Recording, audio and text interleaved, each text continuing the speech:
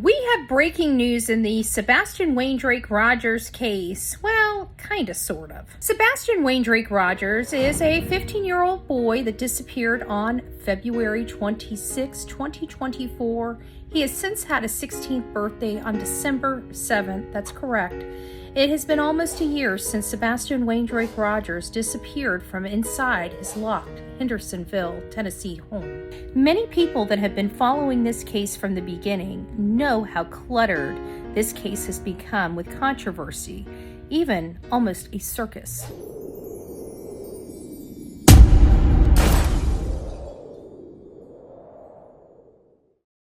The information and controversy surrounding the mom and stepfather and their story related to Sebastian Waindrake Rogers has come under heavy scrutiny by the public, both online and offline. The mom and stepfather have hired a team of people known for running interference in cases online, including an unscrupulous PI that says he knows a lot more than it appears that he knows.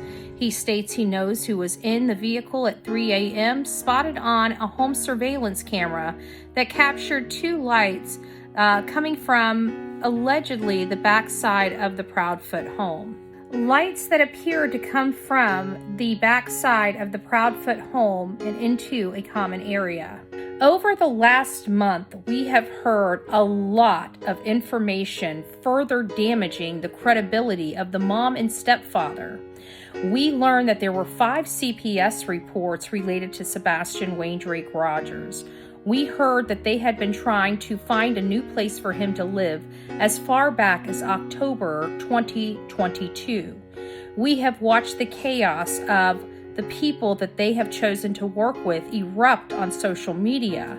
And those people tell us that it's possible that Chris's truck was seen in the area on a Wi-Fi of some sort around the time allegedly Sebastian could have went missing. The stepfather maintains that his truck was there after 1 p.m. on the 26th and no such time prior to it. The stepfather then goes on a podcast and answers questions, which raise even more questions in the community. Furthermore, the unscrupulous PI hired by the mom and stepfather started manufacturing reports related to the view of the camera that spotted those lights on the outside of their home. And we're all wondering why he would do that. And those reports were debunked by the mob crew with receipts. Shortly after that, the stepfather is seen in the woods with other content creators recording a search where they took a spirit box with them. Other discussions, the stepfather believes that it's possible that Sebastian was hit by a car, even though there's no evidence ever pointing in that direction. I don't know any real true crime content creator that ever wants to think any parent could harm their child. It's not like we're seeking it out. But you know what hate channels say? Listen to this. So, I have a question starting a new subject. Why do you think the Lore Lounge is like so gun-ho? Like, he's even on Twitter kind of going at SF. Like, why do you think he's so gun-ho about this whole situation? Because you're not making any money unless you're after Chris and Cathy, right? Yeah, but it seems a little odd. Like, I just sat there and I was like thinking to myself, but this just doesn't make sense a lot of times. Well, none of it makes sense. A lot of it don't make sense why these people are going after Chris and Cathy. Because there's obviously not enough evidence. Yeah, but all these people are going against, I mean, they sound stupid because, I mean, they say all this stuff against Chris and Cathy, I mean, about the different interviews and stuff like that. And I could say the same shit about Seth. I mean, their arguments are just stupid, in my opinion. But they feel like if they have, like I've said before, they're not going to make the story isn't there unless they have the boogeyman. So Chris and Cathy have to be guilty or they don't have a story. If Sebastian was just lured out or abducted or whatever, there's no story there, right? I can't believe that this panel of people would actually think that it is more popular for a mom and dad to have done it than it would be for a whodunit and everybody looking to figure out who it could possibly be. That is the most ludicrous thing I have ever heard in my life. People are interested in this case because of the twists and turn. Okay, that's what draws the audience in. And we're happy to have that audience to elicit information from. But to think that it has to be the mom and dad in order to get the audience attention, that couldn't be further from the truth. Look at the Idaho 4, a prime example. Sebastian deserves better than this. There is not a person on these platforms that wanted to be a mom and a stepfather that could have harmed anybody or could have disappeared anybody or could have done any type of custodial interference or whatever the case may be.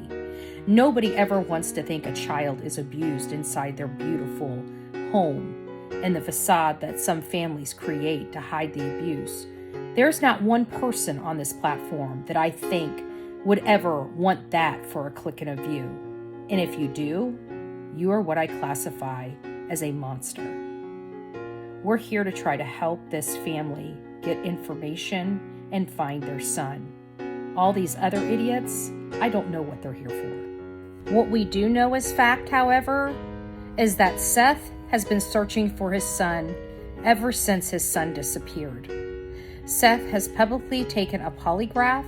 He has publicly produced his work records.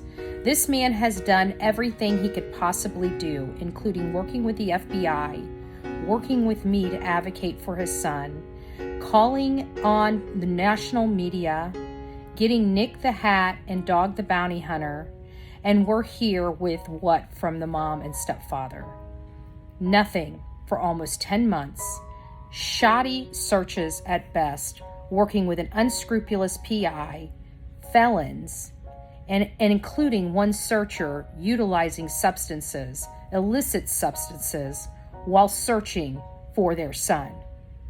I have to say that this is the most highly disturbing part of this case, is the mom and stepfather's behaviors and actions since this boy has been reported missing. Again, Sebastian Wayne Drake Rogers has been missing since February 26, 2024.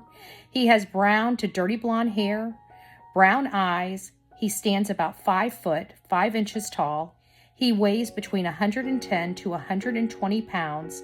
And again, last seen in Hendersonville, Tennessee. If you know where Sebastian Wayne Drake Rogers is, please reach out to 1-800-TBI-FIND, your nearest local law enforcement office or the nearest FBI office.